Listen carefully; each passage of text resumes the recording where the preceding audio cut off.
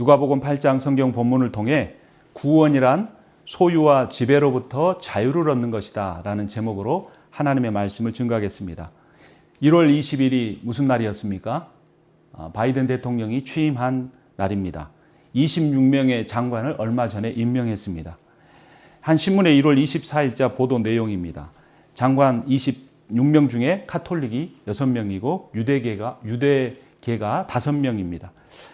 바이든 대통령이 카톨릭 신자로 알려져 있습니다. 그의 자녀들의 배우자들은 다 유대인들입니다. 그래서 그의 손주들도 대부분 유대계에 속합니다. 주목할 만한 면은 백인 개신교 장관은 단 한 명도 세우지 않았다는 겁니다.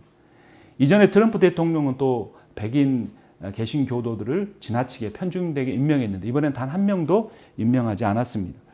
바이든 대통령이 다양성과 하나됨을 말했지만 실제로는 한쪽으로 편중된 것입니다.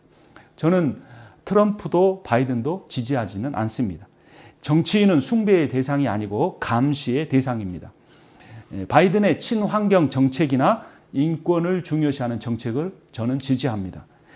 그러나 또 트럼프의 보호무역주의나 중국 같은 외국으로 나가 있는 공장을 국내로 들여와서 일자리를 늘리는 정책은 지지합니다. 여러분, 정치인의 싸움을 선과 악의 대결로 보아서는 안 됩니다. 정치인들의 목적은 선을 이루는 것이 아니고 정권을 잡고 그 정권을 유지하는 것입니다. 정권을 잡기 위해서라면 들키지만 않는다면 어떤 일도 합니다. 다 그렇습니다. 그러므로 그리스도인은 특정 정치인을 무조건 지지하거나 무조건 반대할 일이 아닙니다. 정치인의 특별 정책을 선별적으로 지지하고 반대해야 합니다. 성경이 말하는 정의의 기준에 맞는지를 보아야 합니다. 그래서 그리스도인이 깨어있고 하나님 말씀을 잘 알아야 합니다. 하나님이 기뻐하시는 정책인지 아닌지를 보아야 합니다. 이번 미국 선거에서 돈이 얼마나 사용된 줄 아십니까? 140억 달러, 우리 돈으로 15조 원이 사용이 되었습니다. 그러니까 정치인들은 표를 준 사람이 아니라 돈을 대준 사람들을 위해서 일할 수밖에 없습니다. 자신에게 돈을 대준 사람들에게 빚을 갚고 보답해야 합니다. 그래서 정치인들은 결코 순수할 수가 없습니다. 과거 고대 사회나 중세 사회에서는 통치자들이 칼과 혈통으로 일반 백성들을 다스렸습니다. 지금은 돈으로 유혹하고 언론으로 속입니다. 돈이 권력을 낳고 언론이 권력을 키워줍니다. 언론과 사이가 안 좋으면 정권도 다 망하는 시대입니다. 돈이 부족하면 사람들이 떠나는 시대입니다. 정치계만이 아닙니다. 직장이나 교회나 가정에도 정치는 존재합니다. 왜냐하면 인간은 궁극적으로 소유를 추구하고 힘을 추구하기 때문입니다. 돈을 더 많이 가지려고 합니다. 더 강한 권력을 가지려고 합니다. 부부 사이에 그래서 갈등이 생기고 부모 자녀 사이에도 문제가 생기고 직장에서도 갈등이 생기는 원인이 바로 여기에 있습니다. 여러분, 필요 이상의 돈을 소유하려고 하지 마십시오. 필요 이상의 돈은 반드시 그 소유한 사람을 종으로 삼습니다. 같은 누가복음 12장 15절이 이렇게 말합니다. 그리고 사람들에게 말씀하셨다. 너희는 조심하여라. 온갖 탐욕을 멀리하여라. 재산이 차고 넘치더라도 사람의 생명은 거기에 달려있지 않다. 진리의 말씀입니다. 다른 사람을 섬기려는 의도 외에 힘을 가지려고 추구하지 마십시오. 권력자는 늘 외롭고 소외되는 길을 걸을 수밖에 없습니다. 통치자의 잘못은 더 크게 심판한다고 성경은 경고합니다. 예레미야서 23장 17절 19절입니다. 그런데 너의 눈과 마음은 불의한 이익을 탐하는 것과 무죄한 사람의 피를 흘리게 하는 것과 백성을 억압하고 착취하는 것에만 쏠려 있다. 사람들은 그를 끌어다가 예루살렘 성문 밖으로 내던지고 멀리 내던지고 마치 나귀처럼 묻어버릴 것이다. 부패한 권력자의 말로를 하나님이 경고하십니다. 소유와 지배를 얻기 위해 하나님을 떠난 것이 타락의 본질입니다. 거짓말장이 사탄이 아담을 소유와 권력으로 유혹했습니다. 그 결과 아담과 하와는 모든 것을 잃고 모든 힘을 잃었습니다. 피조 세계에 하나님 다음에 부왕의 자리를 잃고 말았습니다. 모든 상실의 끝은 죽음으로 귀결됩니다. 그래서 사람들은 죽음을 잊으려고, 죽음을 부인하려고 더 많이 모으려고 합니다.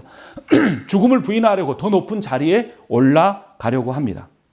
그리스도인들은 죽음을 두려워하지 않아야 합니다. 왜냐하면 예수 그리스도께서 구원의 길, 생명의 길을 여셨기 때문입니다. 많이 가진 사람도 결국에는 죽습니다. 최고의 자리에 오른 사람도 언젠가는 죽습니다. 그러나 그리스도를 주와 구세주로 영접한 사람은 영원히 삽니다. 이것이 복음입니다. 여러분, 영적으로만 구원받는 것이 아닙니다. 재물로부터, 환경으로부터, 귀신으로부터, 질병으로부터도 구원을 받아야 한다고 오늘 본문인 로마서 8장은 분명하게 선포하고 있습니다. 여러분, 구원이 무엇일까요? 구원은 죽은 다음에 지옥 가지 않는 것 정도가 아닙니다.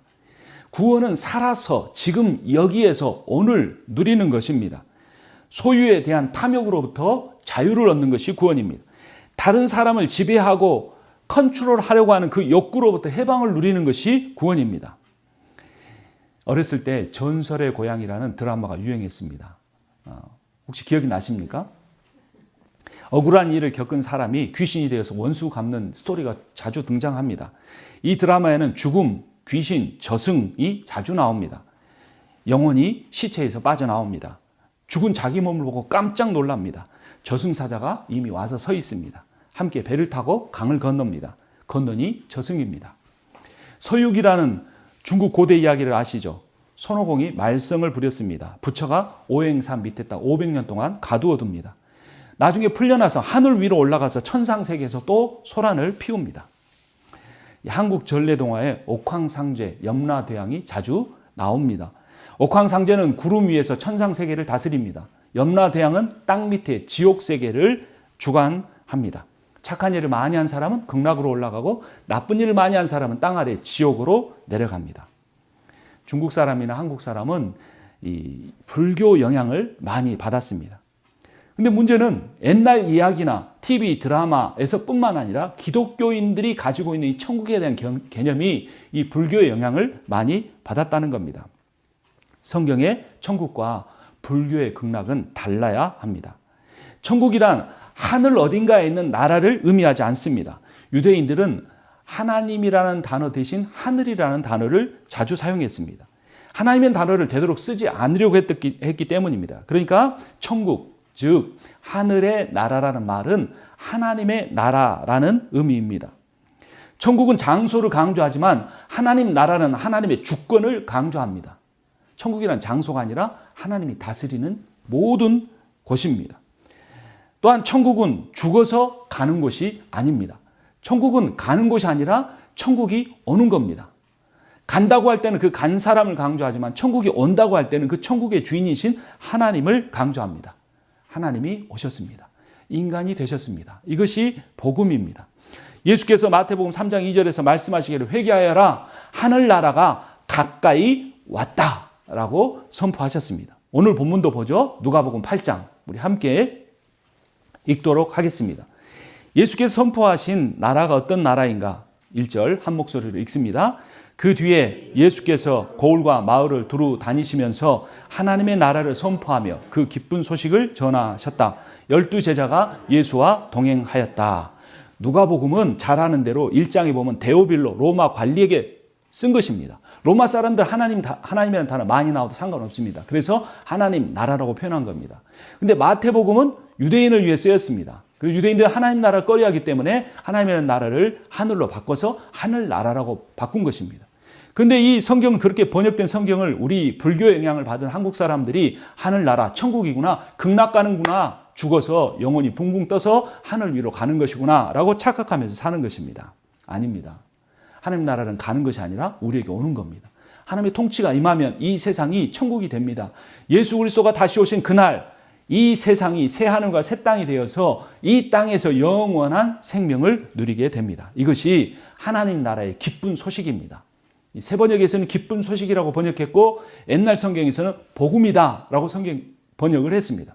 그래서 기쁜 소식이나 복음은 다 헬라어로 유앙겔리온입니다. 이 유앙겔리온이라는 단어는 로마의 황제만 있을 수 있는 단어였습니다.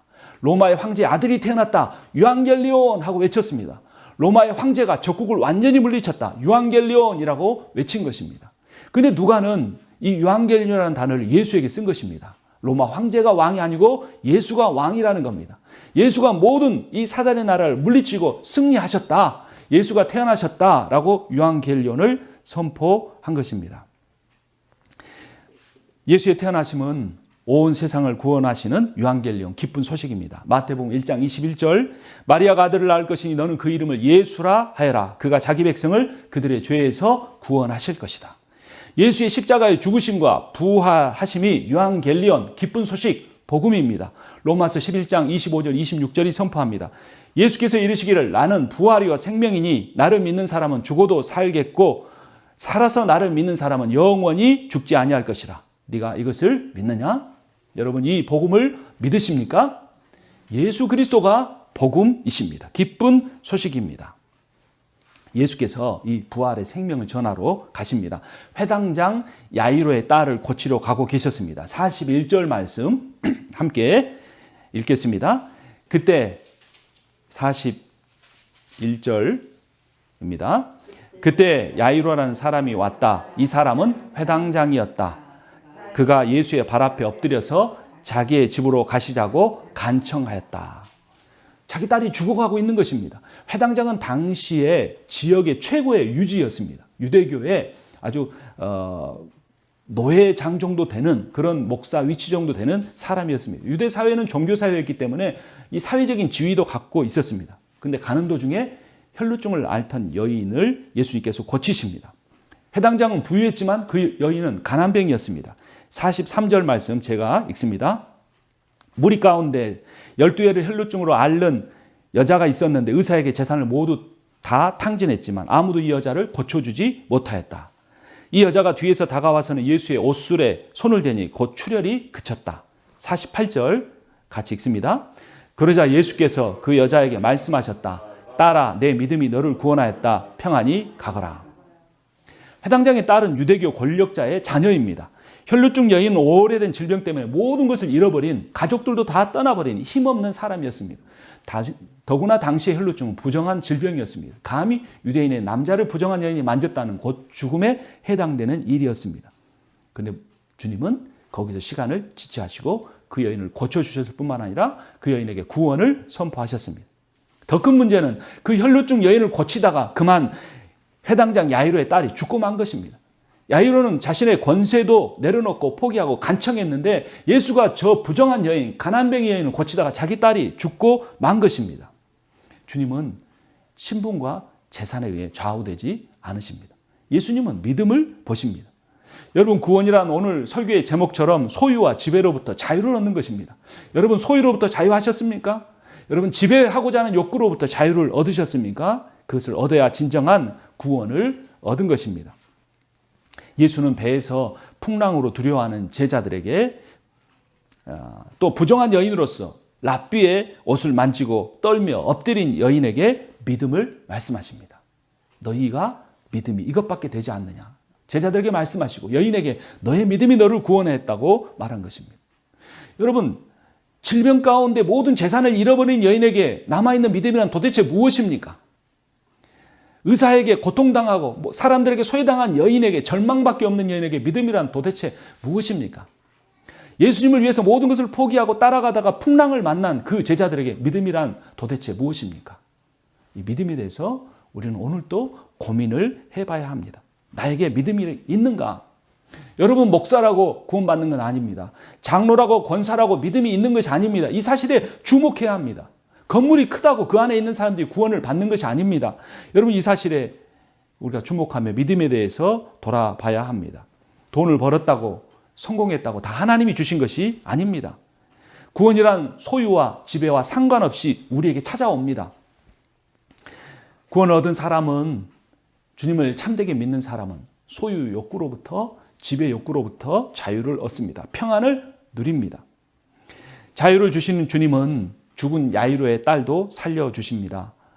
치유의 능력 정도가 아니라 부활의 권세를 보이신 것입니다. 야이로는 얼마나 서운했을까요? 자기가 모든 것을 내려놨는데 자신을 무시한 예수님에 대해서. 그러나 야이로는 예수님이 지체하심을 통해 질병 치유의 권세 정도가 아니라 죽은 사람을 살리시는 부활의 주님을 만날 수가 있었던 겁니다. 예수님이 조금만 더 빨리 오셨더라미라고 절망했을지 모릅니다. 원망했을지 모릅니다. 여러분 인생에는 그러한 원망이나 절망이 있지 않습니까? 왜 나를 시련 가운데 그대로 내버려 두십니까? 주님 도대체 어느 때입니까? 라고 절망하지만 우리는 야이로의 딸이 살아나는 장면을 보면서 우리의 궁극적인 소망은 이 땅에서 건강하게 사는 것 정도가 아니라 영생이라는 것을 알 수 있습니다. 이 땅에서 조금 잘 먹고 잘 사는 정도가 아니라 우리가 천국의 모든 것을 누리고 이 우주의 새로워진 피조 세계에서 하나님의 부왕이 되어 다스리는 것임을 우리는 기억하게 됩니다. 돈과 소유를 의지하지 마십시오. 권세와 성공을 필요 이상으로 좇지 마십시오. 정치가나 돈 많은 사람이 세상을 지배하는 것처럼 보이지만 하나님이 통치하십니다. 우리는 새롭게 대통령으로 취임한 바이든이 그렇게 하나님을 두려워하고 자신에게 돈 대어주는 사람들을 위해서가 아니라 자신을 대통령으로 세우신 하나님을 두려워하는 대통령이 되도록 더욱더 기도해야 합니다. 여러분, 뉴스는 기본적인 것만 보시고 너무 거기에 매달리지 마십시오. 차라리 세상이 어떤 곳인가를 파악할 수 있는 책을 읽으십시오. 여러분, 카톡 내용이 너무 휩쓸리지 마시고 하나님의 말씀을 읽으십시오. 성경은 영적인 구원 주는 것 정도로만 내려놓고 내 세계관과 내 생각과 내 가치관과 내 인생의 비전은 세상의 뉴스나 카톡이나 사람들의 말 속에서 얻는다면 우리는 진정한 구원을 아직도 모르는지도 모릅니다. 복음은 인간만 아니라 온 우주의 기쁜 소식입니다. 하나님은 사람의 그것도 영혼만 구원하시는 것이 아니라 모든 피조 세계를 구원하십니다. 왜냐하면 아담의 타락으로 인하여서 인간만 아니라 모든 피조 세계가 타락했기 때문입니다. 재물, 욕망, 성공, 자아, 환경 등 온 우주가 파괴되었습니다. 로마서 8장 22절이 이렇게 선포합니다. 모든 피조물이 이제까지 함께 신음하며 함께 해산의 고통을 겪고 있다는 것을 우리는 압니다. 그리고 모든 피조 세계가 인간처럼 구원과 구원으로 누려질 자유를 기다리고 있습니다. 같은 로마서 8장 19절 21절입니다. 피조물은 하나님의 자녀들이 나타나기를 간절히 기다리고 있습니다. 그것은 곧 피조물도 썩어짐의 종살이에서 해방되어서 하나님의 자녀가 누릴 영광된 자유를 얻으리라는 것입니다. 피조물이 썩어짐의 종살이에서 해방된다는 것이 무슨 의미입니까? 소유에서 자유를 누린다는 겁니다. 모든 것을 소유하려는 인간들이 대기를 오염시키고 바다를 오염시키고 이제 더 이상 쓰레기가 넘쳐나서 자연 환경이 유지될 수 없는 상황에 이르고 있다는 것입니다. 다스림에서 인간의 착취에서 해방을 얻을 날이 온다는 것입니다. 다스리는 자도 다스림을 받는 자도 구원이 필요한 세상입니다. 진정한 왕께 온전히 복종함으로써 소유욕을 내려놓고 지배욕을 내려놓음으로써 사탄의 통치에서 탐욕으로부터 자유를 얻을 수 있습니다. 돈의 우상으로부터 자유를 얻으십시오. 성공의 우상에서 해방을 얻으십시오. 우상 숭배란 대상을 소유하고 지배하려는 욕망입니다. 내가 비교하는 나의 친구나 선배나 후배나 나의 가족들보다 내가 더 나은 인생을 살겠다라고 소유와 성공에 목매다른 삶이 바로 우상 숭배의 삶입니다. 구원을 받은 존재는 사람이든 피조물이든 더 이상 소유하려고 하지 않습니다. 땅에 기어가는 개미 한 마리의 생명도 소중하게 여깁니다. 하나님의 작품이기 때문입니다. 그것을 보면 감탄할 수 있는 겁니다. 소유하려고 하지 않는 겁니다. 소유란 타락의 현상입니다. 지배하려고 하지 마십시오. 주관하려고 하지 마십시오. 내 주장대로 가정이 이끌어져 가야 한다고 생각하지 마십시오. 내려놓아야 합니다. 그것이 신앙의 본입니다. 먼저 믿은 자가 성경을 더 많이 아는 사람이, 기도하는 사람이 그런 본인을 보일 때에 믿음이 연약한 사람이 보고 따라오게 되는 것입니다. 구원은 상대를 자유하게 해주는 겁니다. 산은 산이어서 좋은 것이죠. 내 것이 되어야 좋은 것이 아닙니다. 여러분, 어떤 사람이 큰 산을 소유하고 있다면 그거 볼 때마다 얼마나 감탄하겠습니다. 구원받지 못한 사람의 모습입니다. 그러나 구원받은 사람은 지나가는 산천을 보면 다 감탄합니다. 하나님의 작품이다. 음식이란 나누어 먹어야 맛있는 것입니다. 집에 쌓아놓으면 결국 썩고 쓰레기만 됩니다. 돈은 좋은 목적으로 사용되어야 가치가 있습니다. 모아놓으면 우상이 되어서 나를 지배합니다. 천사는 하나님을 경배하고 인간을 섬기는 존재입니다. 섬기게 되면 폭군이 되어서 모든 것을 지배합니다. 이 세상을 그래서 악령이 지배하고 있는 것입니다. 건강은 섬기기 위한 체력이 될 때 오래 갑니다. 자기 몸만 챙기면 오히려 그것이 지나쳐서 고혈압이 되고 당뇨가 되고 질병이 되고 죽음이 됩니다. 섬기는 데 사용할 도구를 섬기지 마십시오.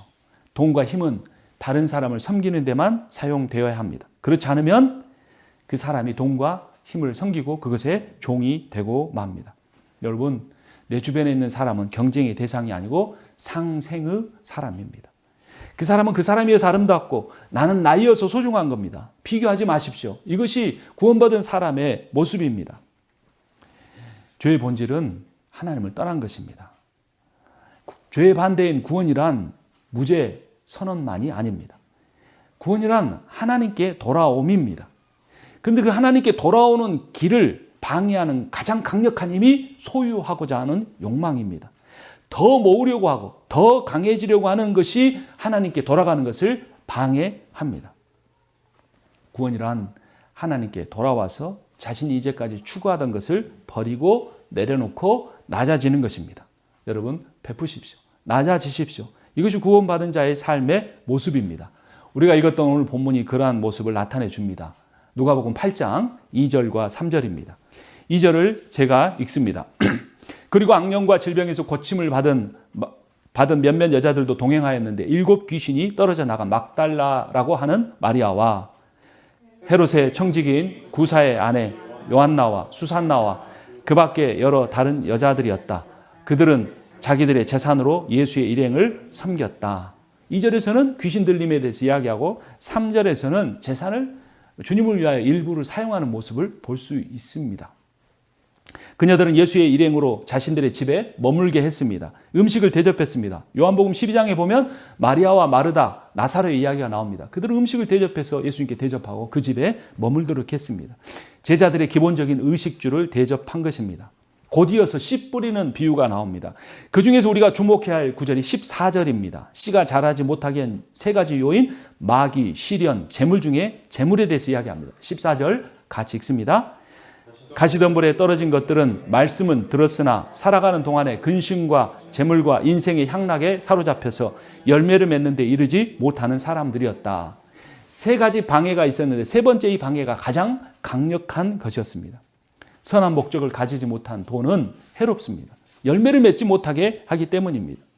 구원을 받은 사람에게는 반드시 열매가 맺혀집니다. 15절 말씀 같이 읽습니다. 그리고 좋은 땅에 떨어진 것들은 바르고 착한 마음으로 말씀을 듣고서 그것을 굳게 간직하여 견디는 가운데 열매를 맺는 사람들이다. 열매를 맺어서 구원받는 것은 아닙니다. 하지만 구원받은 사람은 열매를 맺습니다. 그 사람을 거듭나게 하신 성령이 열매를 맺게 하시기 때문입니다. 어떤 사람은 대충 믿습니다. 그리고 열매가 없는데 나도 어느 정도는 있다고 착각합니다. 근데 가진 줄로 생각한 사람은 후회할 날이 온다고 18절에서 말해줍니다. 함께 읽습니다. 그러므로 너희는 조심하여 들으라. 가진 사람은 더 받을 것이요 가지지 못한 사람은 가진 줄로 생각하는 것마저 빼앗길 것이다. 이것이 믿음에 관한 이야기입니다. 소유의 욕구, 지배 욕구로부터 벗어나 말씀을 그대로 받아 선한 마음으로 열매 맺지 못한 사람은 더 받을 것이요 그렇지 못한 사람은 있는 것도 빼앗긴다는 것입니다. 영계와 자연계와 물질계도 구원을 받습니다. 구원이란 지옥에 가지 않는 정도가 아닙니다. 구원이란 사단의 통치가 내 인생에서 물러가고 하나님의 통치가 내게 오는 겁니다. 하나님의 나라가 나에게 오는 것입니다. 그 사람이 속한 가정이 그래서 천국이 되고 그 사람이 속한 교회가 천국이 되는 것입니다. 죽어서 천국 간다 이 말에 죽어서라는 건 시간을 의미하죠. 천국이란 장소를 의미합니다. 천국의 시간 개념은 바로 지금입니다. 천국의 장소의 개념은 여기입니다. 그러니까 구원이란 지금 여기서 하나님의 백성으로서 사는 것입니다. 나중의 이야기가 아니라는 겁니다. 천국의 시간은 항상 우리가 살아가는 바로 오늘입니다. 오늘 나는 누구를 섬겼는가? 지금 나는 나의 주인은 누구인가? 이것을 돌아봐야 하는 것입니다. 주일만 아니라 7일 전체가 하나님의 날입니다. 하나님의 통치는 종말에 죽은 자들에게만 임하는 것이 아닙니다. 지금 이 시대에 살아있는 모두에게 임합니다. 하나님의 통치는 어느 시점에 제한되어 있지 않습니다. 시간도 하나님이 창조하셨습니다. 하나님을 알파와 오메가라고 합니다. 하나님이 역사를 시작하셨고 역사의 종말을 오게 하실 것입니다. 그러므로 하나님에게는 오늘 바로 이 순간이 우주의 전 역사입니다. 그래서 오늘 이 순간 내가 하나님을 붙잡으려고 노력하면 하나님은 내 인생 전체를 통해 나와 함께 하시고 나를 구원의 길로 인도해 가실 것입니다. 오늘 순종할 일을 내일로 미루지 마십시오. 내 삶이 조금 안정되면, 내가 조금 더 모으면 그때 주님에게 순종하겠다라고 말하는 것은 어리석은 삶입니다. 24절, 25절. 오늘 이 시간 제자들은 어떤 상황 가운데 있는지 24절 제가 읽습니다. 그래서 제자들이 다가서서 예수를 깨우고 말하였다. 선생님, 선생님, 우리가 죽게 되었습니다. 예수께서 깨어나서 바람과 성난 물결을 꾸짖으시니 바람과 물결이 곧 그치고 잔잔해졌다. 25절 같이 읽습니다. 예수께서 그들에게 말씀하셨다. 너희의 믿음이 어디에 있느냐? 그들은 두려워하였고 놀라서 서로 말하였다. 이분이 도대체 누구시기에 바람과 물을 허용하시니 바람과 물조차도 그에게 복종하는가? 예수님과 한 배를 타고 있었지만 예수님이 누구신지 몰랐습니다. 지금 우리는 예수님께 예배하고 있지만 예수님이 누구신지 아십니까? 풍랑을 만난 것과 같은 내 인생의 배에 두려움만 가득 차 있지는 않습니까? 우리 인생의 배에 주님이 함께 타고 계시는 것을 잊지 마십시오. 그분이 꾸짖으시면 모든 것이 잠잠해질 것입니다. 지금 코로나의 광풍이 불고 있습니다. 건강 관리를 잘해야 합니다. 잘 드셔야 합니다. 잘 쉬어야 합니다. 손도 잘 씻고 마스크도 잘 써야 합니다. 그런데 가장 중요한 것은 마음입니다. 이 코로나의 광풍이 내 마음을 뒤흔들지 못하도록 우리가 해야 합니다. 마음이 무너지면 다 무너집니다. 가난이 문제가 아닙니다. 내 마음이 문제입니다. 주님께 맡기고 의지하십시오. 시편 121편 우리 한번 찾아보겠습니다. 누가복음 9장을 꼽아 놓으시고 시편 121편을 보겠습니다. 제가 1절부터 3절을 먼저 읽겠습니다. 내가 눈을 들어 산을 본다. 내 도움이 어디에서 오는가? 내 도움은 하늘과 땅을 만드신 주님에게서 온다.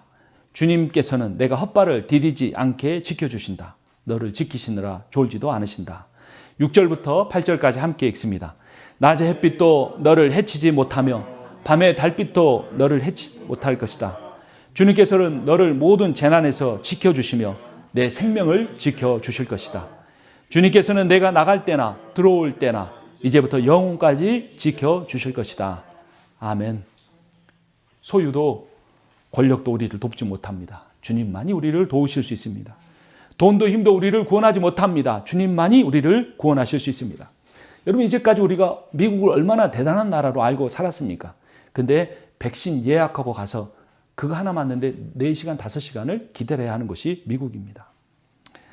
여러분, 천국의 시간은 항상 우리가 살아가는 바로 지금이고 뿐만 아니라 천국의 장소는 바로 이곳입니다. 우리가 우리의 결정으로 이민 온 것 같지만 하나님이 인도해 주셨습니다. 미국이 강한 나라처럼 보이지만 혼란한 나라이지만 이 미국 가운데 참 주인이 하나님이시라는 것을 고백할 때가 바로 지금 이 순간입니다. 하나님의 통치는 하늘 어딘가에 둥둥 떠 있는 천국이라는 공간만이 아니라 온 우주에 속합니다. 우리의 가정도, 우리가 속한 교회도 모든 곳에 하나님이 계시고 하나님이 다스리고 계십니다. 27절 말씀을 제가 읽습니다. 누가복음 8장으로 돌아왔습니다. 예수께서 무태 내리시니 그 마을 출신으로서 귀신 들린 사람 하나가 예수를 만났다. 그는 오랫동안 옷을 입지 않은 채 집에서 살지 않고 무덤에서 지내고 있었다. 28절 같이 읽습니다. 그가 예수를 보고 소리를 지르고서 그 앞에 엎드려져서 큰 소리로 말하였다. 더없이 높으신 하나님의 아들 예수님, 당신이 나와 무슨 상관이 있습니까? 제발 나를 괴롭히지 마십시오. 주님을 구세주로, 세이비어로만 아니라 주님을 로드로, 주님으로 영접하고 따라야 합니다. 귀신 들렸던 사람은 예수님을 처음에는 인정하지 않았지만 나중에는 회개하고 주님의 제자로서 살았습니다. 38절, 39절입니다. 귀신 나간 그 사람이 예수와 함께 있게 해달라고 애원하였으나 예수께서는 그를 돌려보내시며 이렇게 말씀하셨다. 내 집으로 돌아가서 하나님께서 내게 하신 일을 다 이야기하여라. 그 사람이 떠나가서 예수께서 자기에게 하신 일을 낱낱이 온 읍내에 알렸다. 그런데 마을 사람들은 이 소식을 듣고 예수님을 받아들이지 않습니다. 33절부터 7절까지를 교독하겠습니다. 귀신 들린 그 사람에게서 나와서 돼지를 속으로 들어갔다. 그래서 그 돼지떼는 비탈을 내리달아서 호수에 빠져서 죽었다. 돼지를 치던 사람들이 이 일을 보고 도망쳐서 읍내와 촌에 알렸다. 그래서 사람들이 일어난 그 일을 보러 나왔다. 그들은 예수께로 와서 귀신들이 나가버린 그 사람의 옷을 입고 제정신이 주위의 고을 주민들은 모두 예수께 자기들에게서 떠나달라고 간청하였다. 그들이 큰 두려움에 사로잡혔기 때문이다. 그래서 예수께서는 배에 올라 되돌아 가시는데 왜 그들은 예수께 떠나달라고 간청했을까요? 큰 두려움 때문이었습니다. 그 마을의 권세는 군대 귀신이 잡고 있었습니다. 그 군대 귀신은 돼지치는 일을 통해 그 마을을 경제적으로 부유하게 해 주었습니다. 그 마을의 재물은 돼지떼에게서 나왔습니다. 그런데 예수 때문에 이 소유와 권세의 원천이 한꺼번에 사라졌습니다. 돼지떼도 바다에 빠져 죽고 군대 귀신도 돼지떼와 함께 사라지고 만 것입니다. 예수가 모든 것의 주인이고 권세자임이 드러났습니다. 하지만 그들은 예수를 구세주로 주인으로 받아들이기를 거부했습니다. 소유와 권세를 포기하지 않는 사람은 구원받지 못한 사람입니다.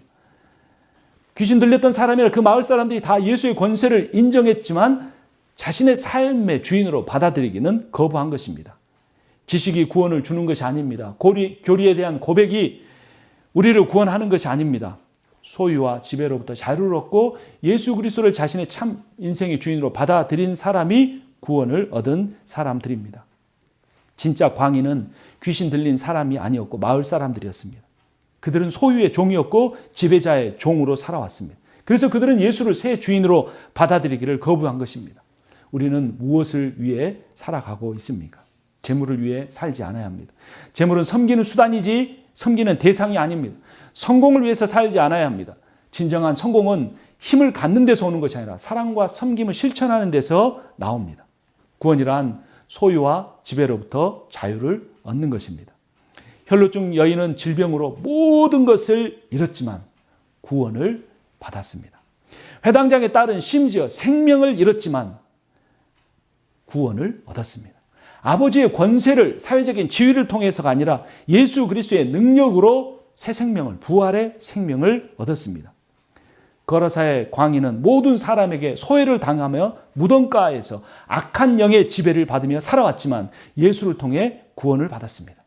그리고 세상으로 나가 예수가 자기에게 행한 일을 증거하며 살았습니다. 여러분의 인생에서 무엇을 얻었습니까? 여러분은 여러분의 인생에서 무엇을 잃어버렸습니까? 얼마나 소중한 것을 잃어버렸습니까? 내 목숨보다 더 귀한 것을 잃어버렸을지도 모릅니다. 나는 내 목숨보다 더 중요한 것이 바로 그것이다라고 하면 그것을 향해 달려가고 있을지 모릅니다. 그러나 우리는 누가복음 8장 이야기를 통해 깨달아야 합니다. 예수를 아는 것만으로 아니라 예수를 경배하고 찬양하는 것으로만 아니라 예수가 내 삶의 진정한 주인이 될 수 있도록 그분을 받아들이고 영접해야 합니다. 주님을 영접하십시오. 모든 것을 잃고도 주님을 얻으면 모든 것을 얻은 것입니다. 사랑하고 섬기는 삶을 함께 살아가기를 권면합니다.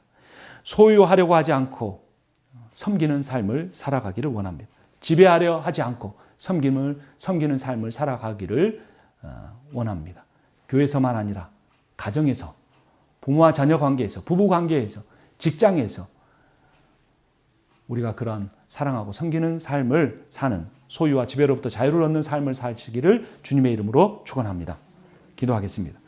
살아계신 하나님 아버지, 우리를 위해 모든 소유와 권세를 버리고 이 땅에 오신 주님을 찬양합니다. 주님만이 복음이십니다. 주님이 유앙겔리온이십니다. 주님, 그 복음으로 우리를 다스려 주시옵소서. 그 복음으로 우리 섬김의 교회가 말로만 아니라 실제로 사랑하고 섬기는 교회가 되게 하여 주시옵소서. 예수 그리스도의 이름으로 기도합니다. 아멘.